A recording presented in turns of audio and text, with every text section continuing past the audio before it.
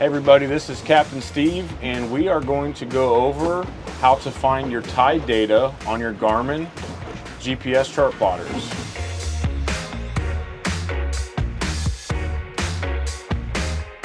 So from the home screen, or really any screen here, there's an info button located on the bottom left-hand corner. We'll go ahead and touch that. And now we should have an option. So the option that we're looking for is going to be the third one down, and that says tides and currents. And then the next one there is going to say tides.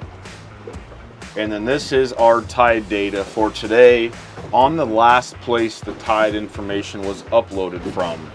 So if you are trying to look for the tide data where you're currently floating, we are going to hit nearby stations. Once we've done that, we now get a list of closest to furthest away. So we're going to touch that very top one, which would be the closest to where we are currently.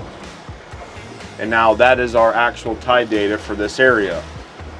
The thing that I want to point out is these top two numbers for next high and next low. These have no associated AM or PM there. So that is actually telling us we are 8 hours and 38 minutes from our next high and 18 hours and 3 minutes from our next low tide.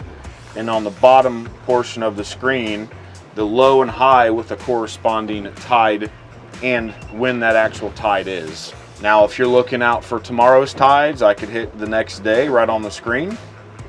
Takes us right to tomorrow's tides. And now if you're looking for going back to looking for a different tide area, we'll hit nearby stations. And again, we now have a list of closest to furthest away. You can now here go through and just start scrolling through. So for example, let's pick Captiva Island on the inside, which would be Pine Island Sound.